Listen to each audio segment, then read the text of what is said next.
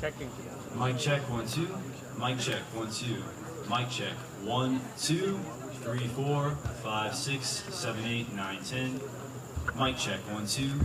Mic check 1 2. Thank you. Mic check 1 2 3 4 5 6 7 8. Mic check. Mic check. Are we good? Keep going. Okay. All right. Mic check 1 2. I will keep getting mic checking here. So mic check 1 2. Mic check 1 2. And all right, we're good up there. All right. Awesome.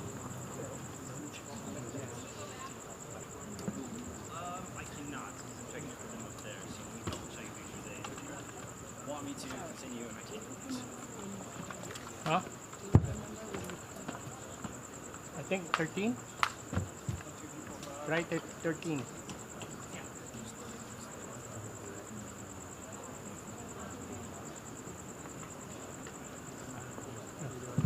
I'm just waiting until she said to give it to her later.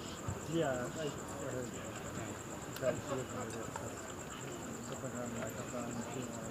Oh, she doesn't want to know. No, she doesn't want to go out unless we have to do something afterwards. Okay. Okay. We'll carry around the Sure. Okay, and then we have the mic from the mode box. Yeah. Yep. Okay. I heard it's not interesting. Okay. Okay. Sure.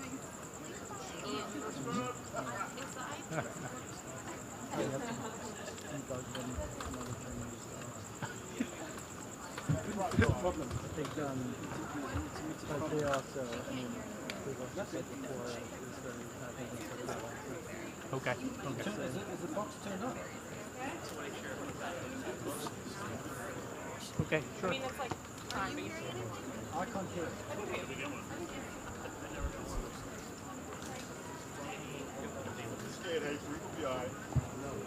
Little man. Go, cable guy.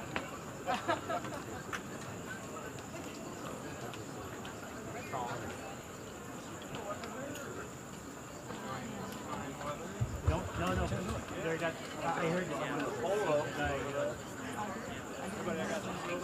Oh, really? Okay. Wait, I heard it. Mine, I heard it.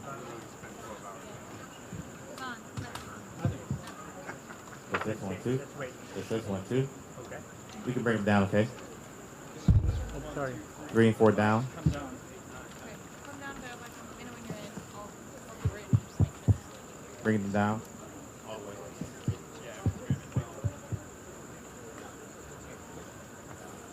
Did he lower it? Can you do the test again? Can you do the test again? Huh? Can you do it again? Were you doing it? The mic? Real fast, we just gotta get them out, okay? Yeah. Bring number 3 up. Bring number 3 up. Test 1 2 3 4. Yeah. Test 1 2 3 4. Okay. Bring it down. Bring it down.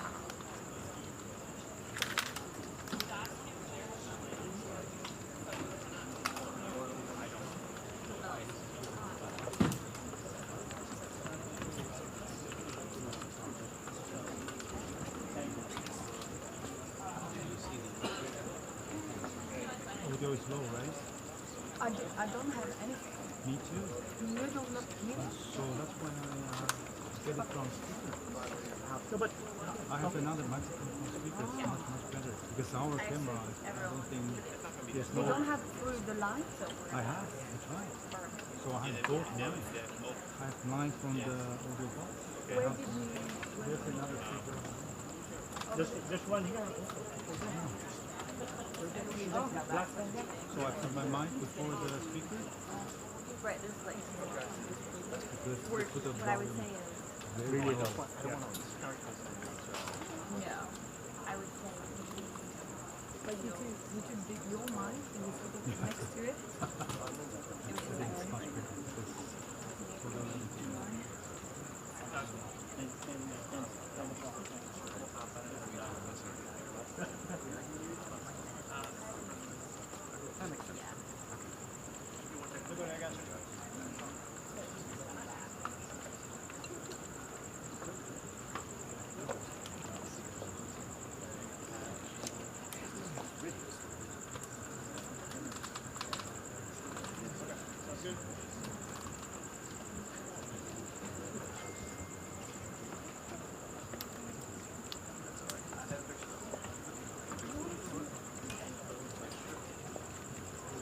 Hi. I try. Okay. Yeah, okay, got it. That's fine. Okay. Today it's just that they were not streaming at the time, so I'll get it back. And they, It's there all the time. yeah, but I want to make sure she can hear it on my phone.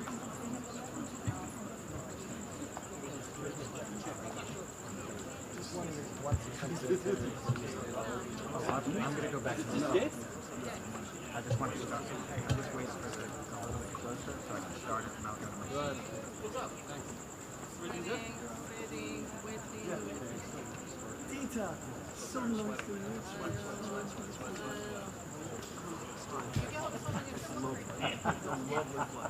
I like to ask.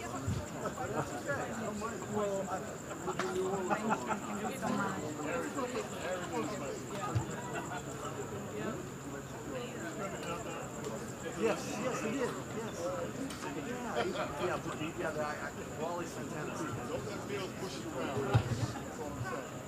So much. How are you? Awesome. Yeah, stay right there. Absolutely.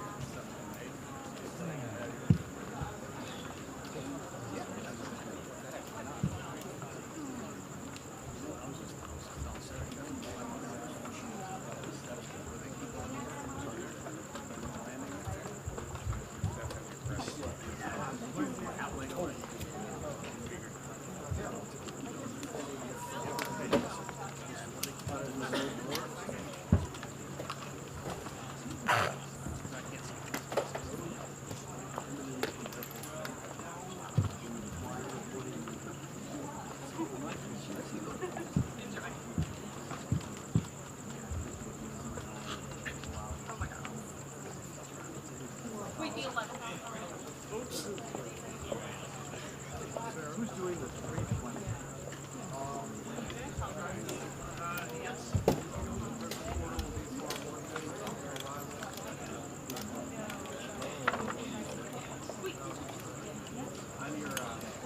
We got the TV and still. You were told. I asked Wally.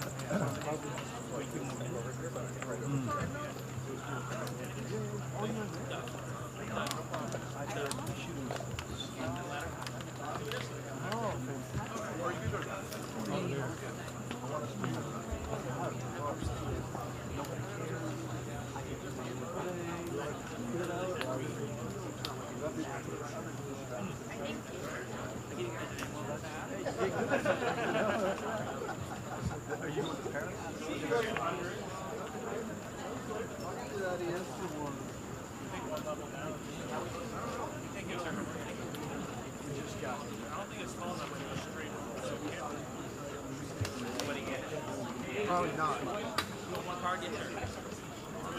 Put it right here. Ed. You're even on this trip? Where have you been? I did.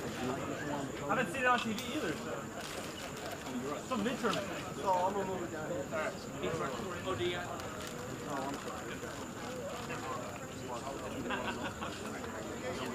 But other than that, it's okay. Yeah, Wally said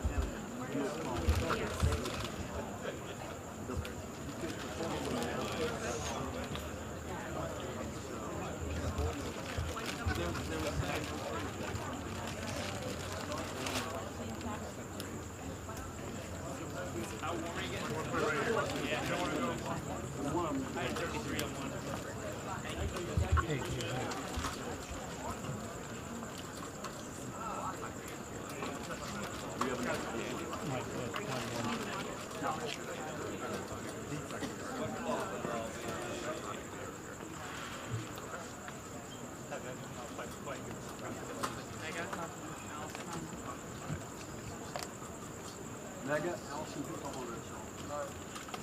The guy right there calling it.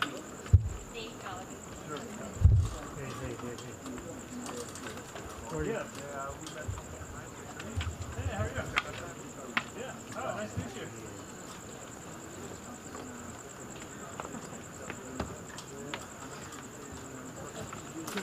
Lisa, this is Lisa with AP. Ah, okay.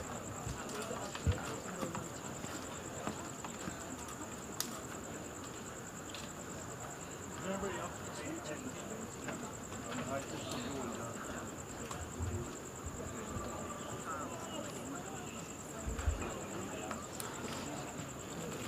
Alright, so let me try diverting my file.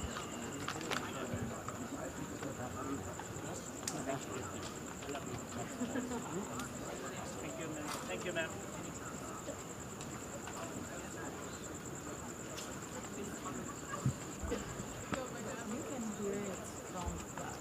Yeah, but it's too slow. Yeah.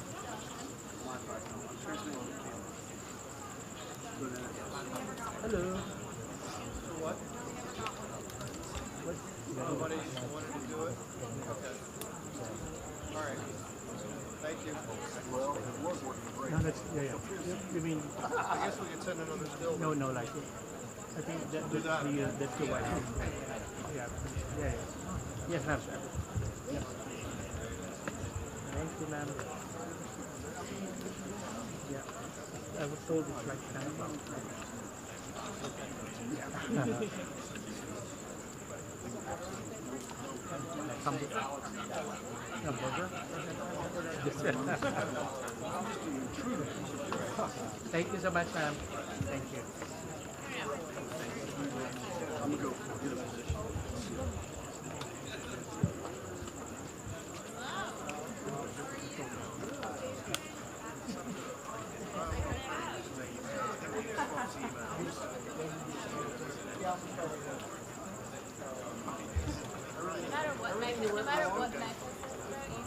Test 1 2 3 4. Audio test mic test 1 2 3 4. Hey. Audio test mic test 1 2 3 4. Going to the handheld mic. Test 1 2 3 4. Test 1 2 3 4. Going to handheld mic. Switch to mic, okay?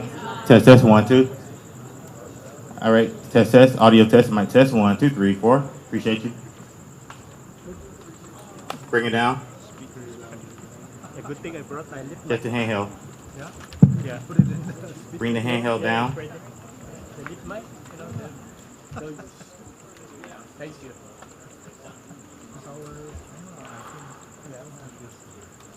Yeah. It's in a booster. Okay. You hearing it, Celia? Huh?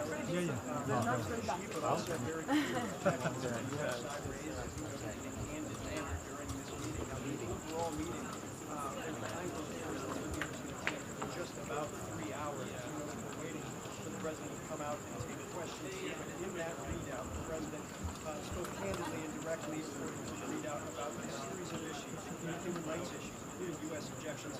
What was framed as more aggressive behavior when it comes to Taiwan and in the Taiwan Strait specifically. There were also areas laid out that I think are critical given the low state of affairs when it comes to this bilateral relationship, including the idea that both leaders decided that their senior officials needed to have lines of communication. That's something also detailing areas that they think they can work together.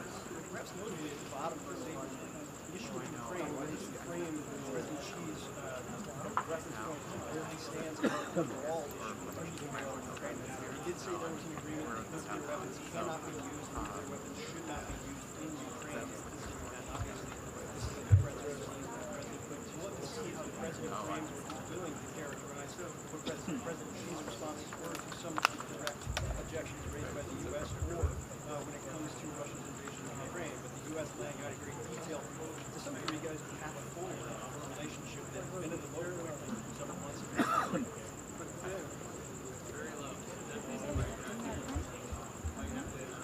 No, it's not just 10. Yeah.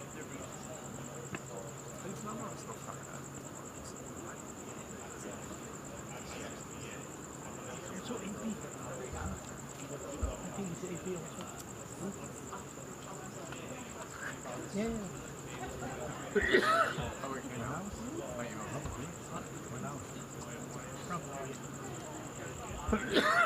The guy there with the white hair, AP. Yeah. He has a API. My friend, are you AP? Oh, sorry. You're with. Are you with? I'm from Russia. How do I say? Forgot how to say I love you.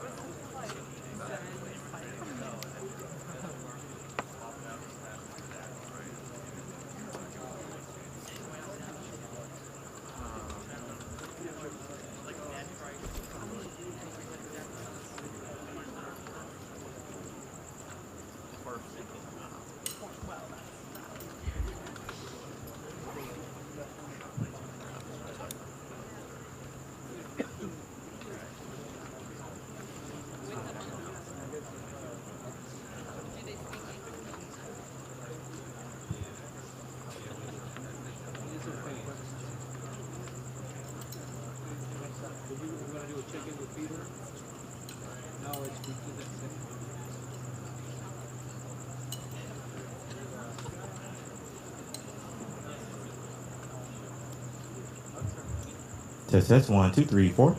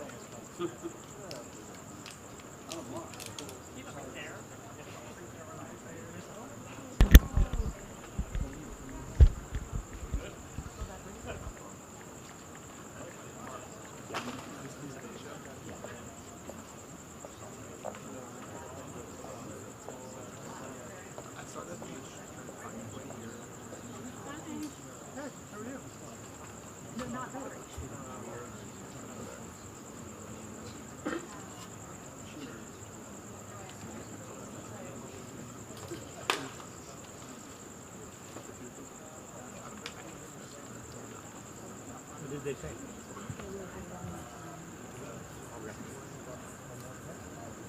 One more. I can think.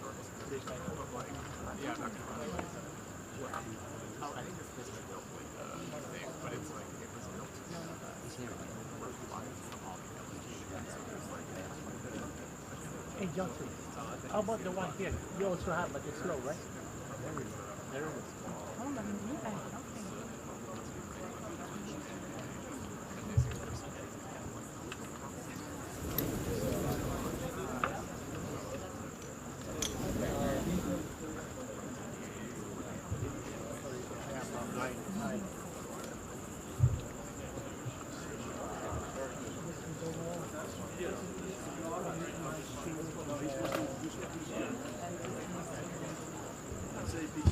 No, I want to go to Mike.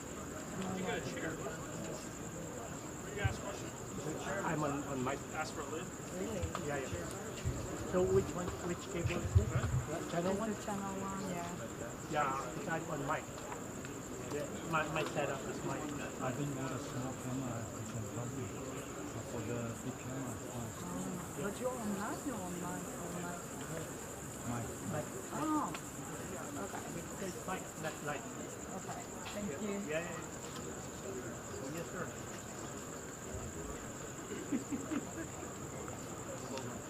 Tie a yellow ribbon. There you are. Yeah, put it on Mike's chin. Yeah. It will be a little bit low, you know. Same thing as what we have here.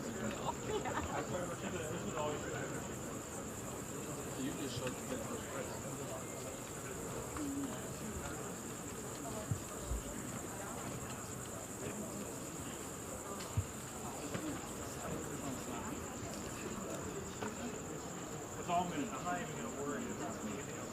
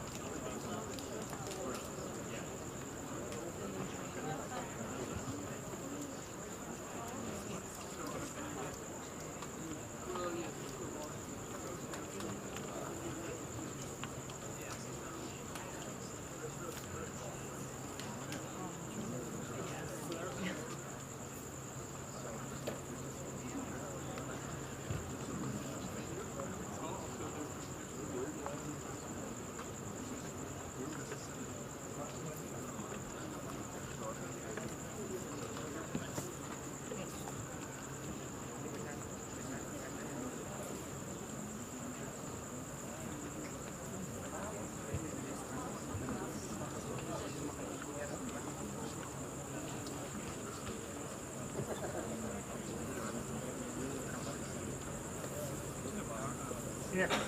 You need power supply? Here. This is ours. This one is ours.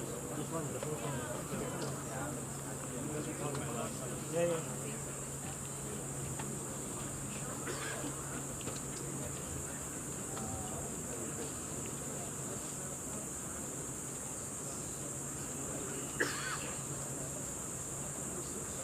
Okay, Ian is doing it. Yeah.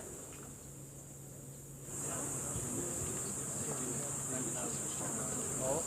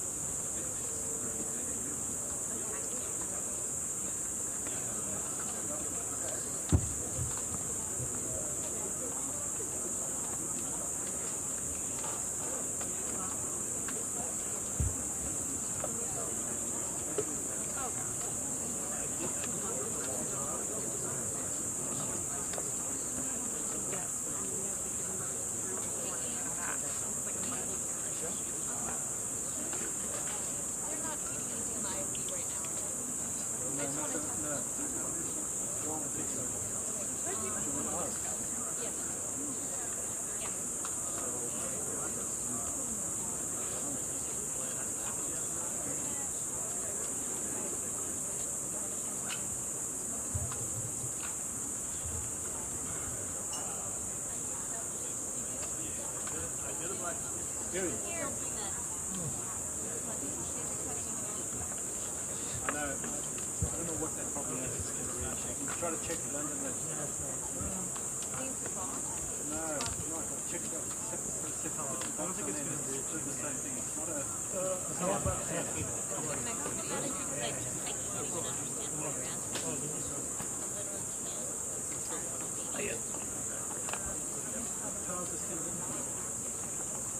What about can you? What? She can't hear.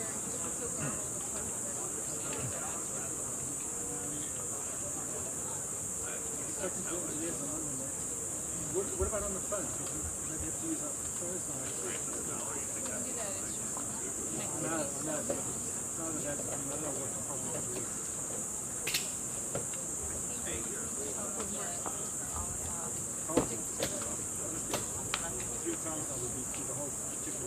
Check everything. It's not the box. It's not the battery.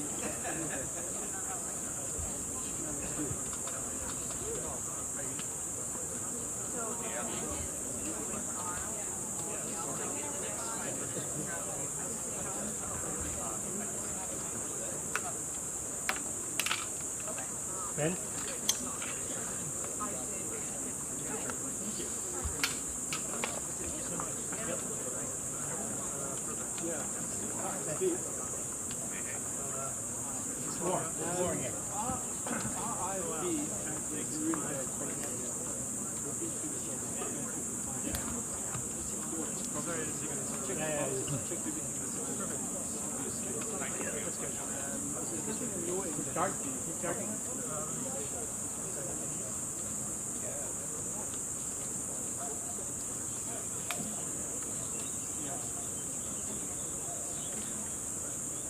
Well, it's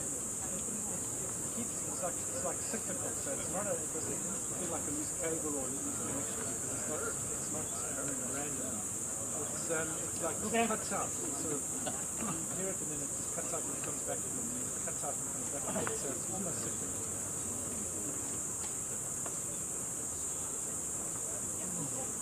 No, I've checked that, double checked that. I've checked not only that, I've put on a separate IFB box, separate batteries. That's not the issue. I've done that. I've checked the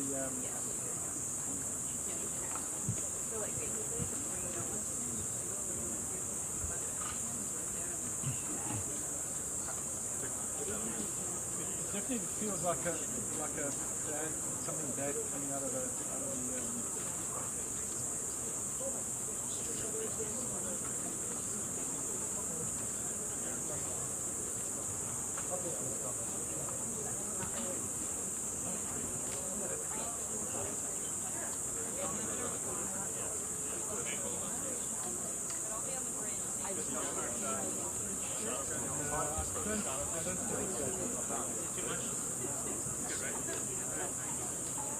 Yeah.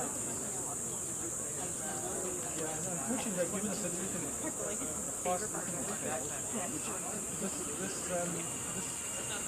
just not reading it. I've done tests like this as well. You check the cable next to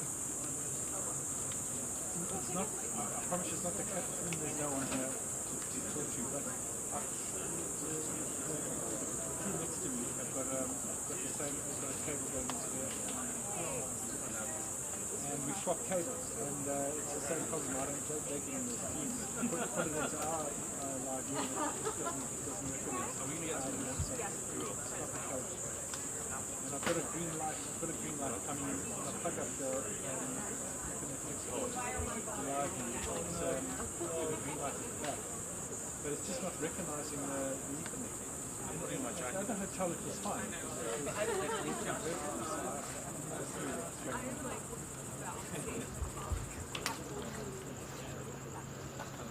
Yeah, it's been up a long time. It's quite been up a while.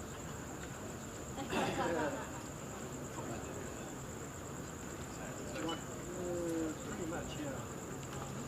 Well, I mean, I think it's I don't know. It was right from the get-go. I didn't check it. The only reason I checked it is it's been overheating. It's been on very long.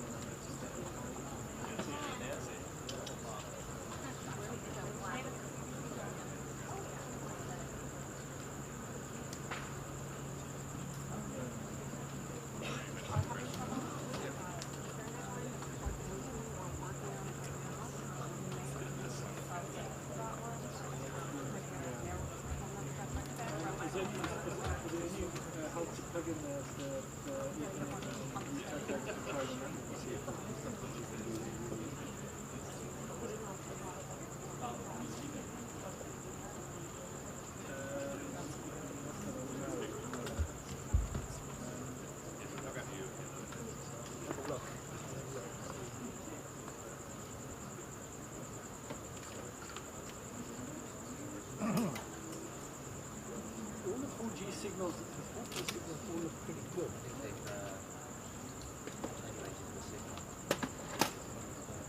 Yeah, they took it down a lot. Oh, So they're not good.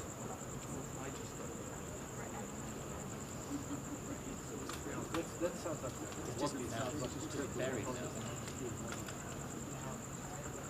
Oh, that's why. That's why. Dana, it's not the heat. It's the heat.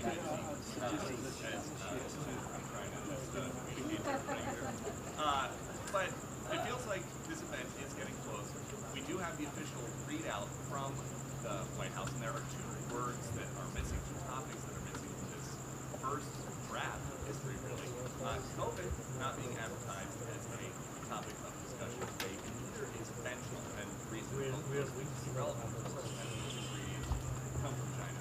And COVID is something China misled the world about from the outset. The closest this readout gets to talking about that is the problem is going to be very candid about injections and concerns that the U.S. had when it came to China's actions, in particular when it came to Taiwan, or the aggressive behavior U.S. officials have seen over the last week on the Taiwan Strait, also on human rights issues as well. And according to the readout released by the White House after the meeting, those objections were raised. However, you know, there are a couple of elements here that were critical given just how poor the state of relations have been over the course of the last 10 years. First of all, it's the fact that both leaders, according to the White House, agreed to empower their senior officials to provide communications campaign as teams as lines of communications. You know well the ability for U.S. officials and their counterparts at the highest level to communicate over the last 2 years has largely been closed to the minimum capacity. So reopening those lines is critical. Secretary of State Anthony Blinken, President Biden asked him. 2 minutes. 2 minutes. 2 minutes, everyone. I'm sorry. You okay? 2 minute warning. Zero, about a minute and a half. His view of President Xi's perspective, we have the White House perspective, we know both sides. And priorities. President Like Biden now, tells President Xi's we'll figure out. incredibly important. Oh, yeah.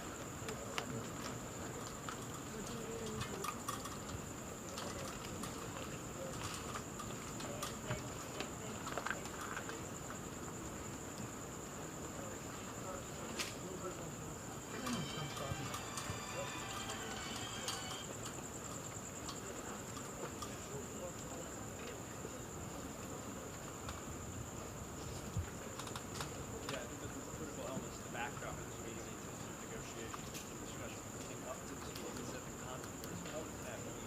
We haven't heard. Ladies and gentlemen, the President of the United States.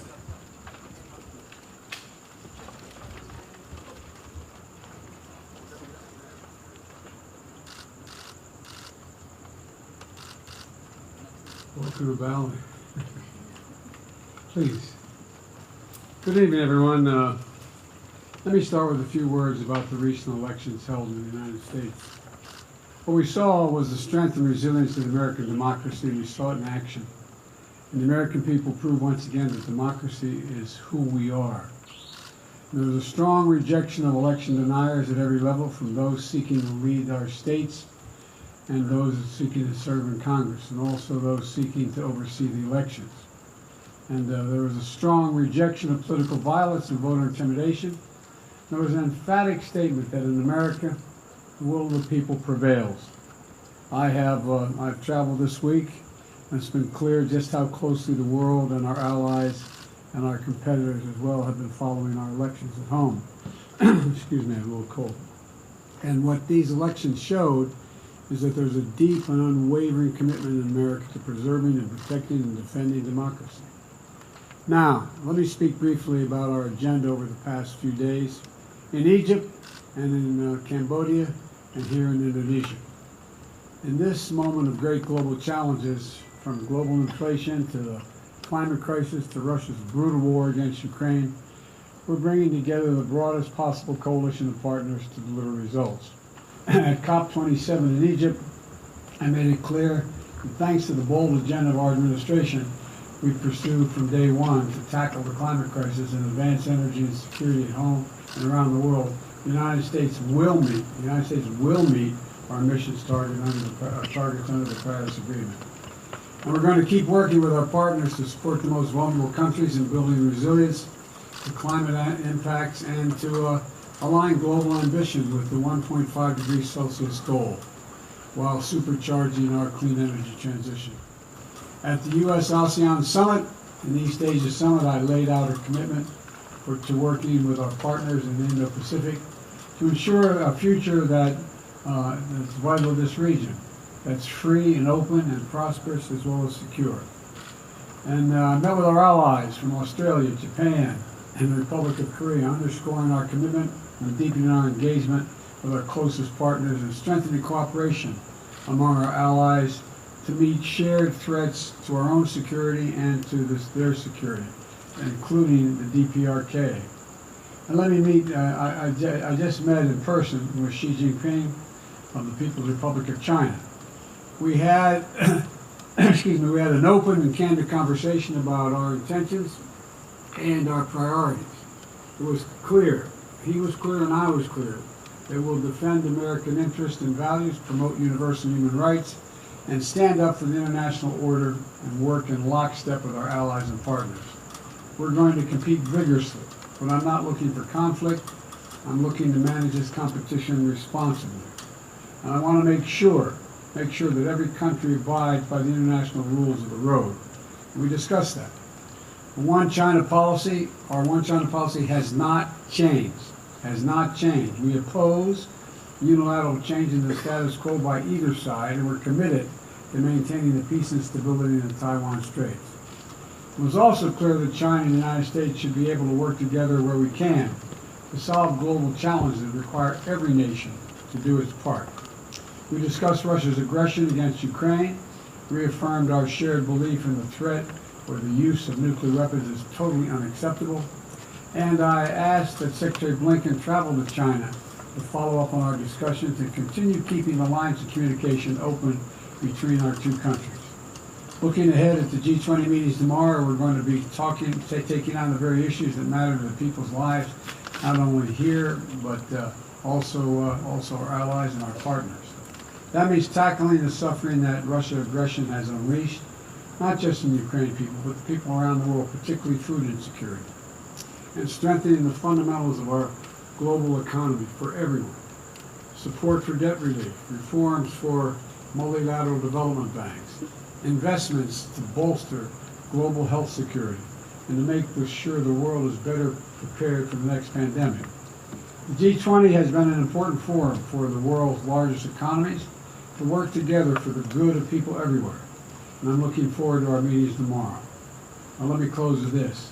On my first trip overseas last year, I said that America was back. Back at home, back at the table, and back to leading the world. In the year and a half that's followed, we've shown exactly what that means. America is keeping its commitments. America is investing in our strength at home. America is working alongside our allies and partners to deliver real, meaningful progress around the world. And at this critical moment, no nation is better positioned to help build the future we want than the United States of America. Now, I'm happy to take questions, and I'm told there are going to be 4 questioners, but I'm not going to do 10 questions from each questioner. All right? Let's make that clear at the outset here. And Ken Thomas, Wall Street Journal. You said at the outset of this meeting that you did not want competition to turn into conflict. Based on this meeting today, do you believe a new Cold War with China can be avoided? And specifically on the issue of Taiwan, you spoke about intentions. Do you believe China is intending to invade Taiwan at some point? And what warnings did you issue to President Xi if he were to take such action? Well, to answer the first part of your question, I absolutely believe there need not be a new Cold War. I've met many times with Xi Jinping, and we were candid and clear with one another across the board. And I do not think there's any imminent attempt on the part of China to invade Taiwan. And I made it clear that our policy in Taiwan has not changed at all. It's the same exact position we've had. I made it clear that we want to see cross-strait issues peacefully resolved, and so it never has to come to that. And I'm convinced that he understood exactly what I was saying. I understood what he was saying. And look, I think the United States is better prepared than any country in the world, economically and politically, to deal with changing circumstances around the world. And I think that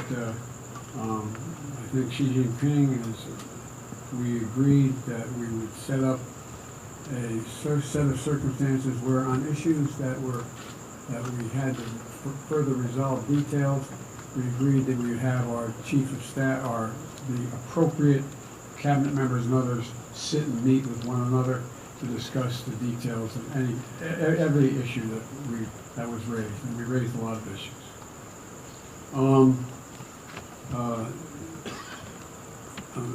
Sung Kim, Associated Press. Mr. President, you met with President Xi, and you met with him face-to-face after he had unquestionably consolidated his power at home. So now that you've met with him face-to-face, how do you assess his sort of posture towards the United States now? And did you find him personally to be more confrontational or more conciliatory and willing to compromise? Neither and yes. Yes, I didn't find him more confrontational and more conciliatory. I found him the way he's always been, direct and straightforward. And do I think he's willing to compromise on various issues? Yes. I think he understands that, look, I think, how can I say this tactfully? I think the election held in the United States, which still leaves a little bit uncertain, has sent a very strong message around the world that the United States is ready to play. The United States is, the Republicans who survived, along with the Democrats, are of the view that we're going to stay fully engaged in the world and that we, in fact, know what we're about. And so I don't get any sense that there's more or less confrontation. We were very blunt with one another about places where we disagreed or where we were uncertain of each other's position, and we agreed we'd set up, as we did, mechanisms whereby we would meet in detail with the key people in each of our administrations to discuss how we could resolve them, or how, if they weren't resolved, on what basis were they not resolved. Sebastian Smith, the AFP. Thank you very much, Mr. President.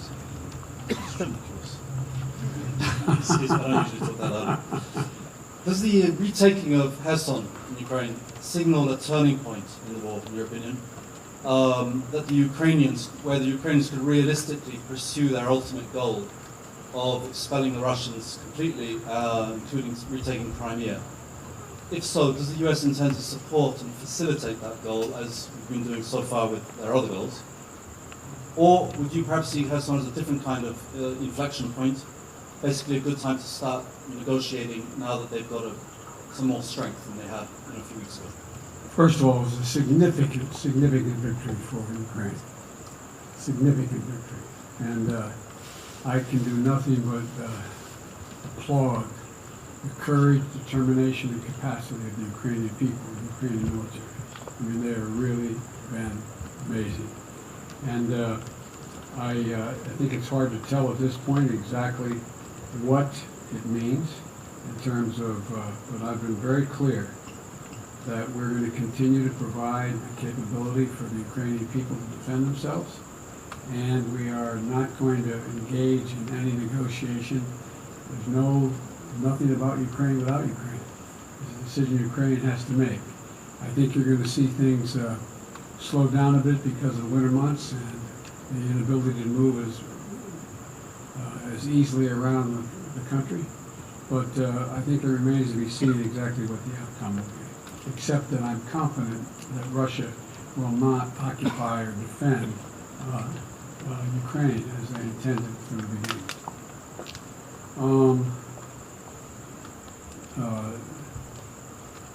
I can't have trouble reading this. Reuters, Natanja Bose. President, quick question on North Korea, which appears poised to conduct a new nuclear test. I'm wondering if you can talk about your specific discussions with President Xi on that. To what extent do you think China has the ability to talk North Korea out of conducting such tests? And what are the repercussions for U.S.-Chinese relations if a test goes forward? Well, first of all, it's difficult to say that I'm certain that China could control North Korea, number one. Number two, I made it clear to President Xi Jinping that I thought they had an obligation to attempt to make it clear to North Korea that they should not engage in long-range nuclear tests. And I made it clear as well that if they did, they, meaning North Korea, that we would have to take certain actions that would be more defensive on our behalf, and it would not be directed against North Korea. It would not be directed against China, but it would be to send a clear message to North Korea. We are going to defend our allies as well as American soil and American capacity. And so, but I do not think that it's difficult to determine whether or not China has the capacity. I'm confident China is not looking for North Korea to engage in further escalatory means, because I made it clear, and I made it clear from the very beginning and last year as well, that we will do what it needs to defend our capacity, to defend ourselves and our allies, South Korea as well as Japan, and that we'd be more up in the face of China, but it wouldn't be because of China, it would be because of what was going on in North Korea. So, again, on a number of these issues, we have put together teams where our National Security Advisor, Secretary of Defense, and others are going to be engaging with their counterparts in China to see, and we're not going to be able to work everything out. I'm not suggesting this is kumbaya, everybody is going to go away with everything in agreement. But I do not believe there's a need for concern of as one of you raised the legitimate question, the new Cold War. And I think that, I'll conclude by saying it this way. I want to be clear, and be clear with all leaders, but particularly with Xi Jinping, that I mean what I say and I say what I mean. So there's no misunderstanding.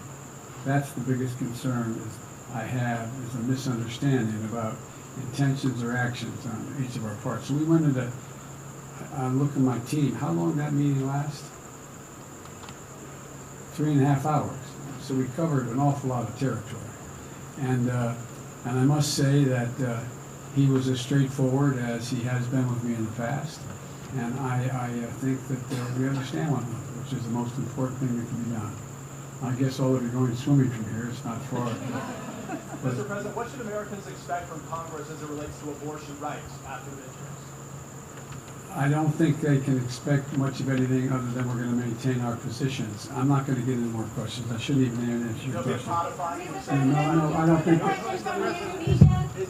I don't think there's enough votes to codify unless something happens unusual in the House. I think we're going to get very close in the House, but I think it's going to be very close, but I don't think we're going to make it. All right, thank you, everybody. Thank you. That's it.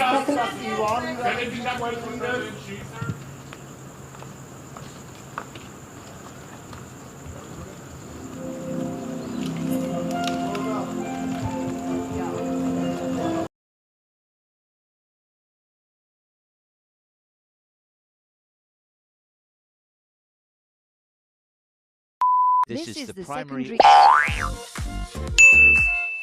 大家知道我最近在下班之后呢，会化身小厨娘来帮我舒压一下。不过不要变成地狱厨娘，就靠一小罐就可以了。它是谁呢？它是澎湖福朋喜来登酒店推出的海皇鲍鱼干贝 XO 酱。小小一瓢啊，可是有大大的学问。当你在煮菜的时候，如果加过量重咸的话，这点烤比不说呢，还会让你的夫妻之间有没有可能会失和？不止调味重要，当然你的里面的营养价值绝对不能少的。里头有很多像是呢，这大干贝就有很多像是这20多种的氨基酸，其实对于你人体之间是非常有效的，因为它里面有球蛋白，也是加分再加分。而另外呢，还有很多啊，刚刚讲的是鲍鱼，现在讲的是干贝，因为干贝的部分其实它是大多数我们听到的牛肉、鸡肉等肉类，它的蛋白质是超过3倍之多的。里面还有石斑，它可以帮你补充你的胶原蛋白，让你看起来真的是水当当。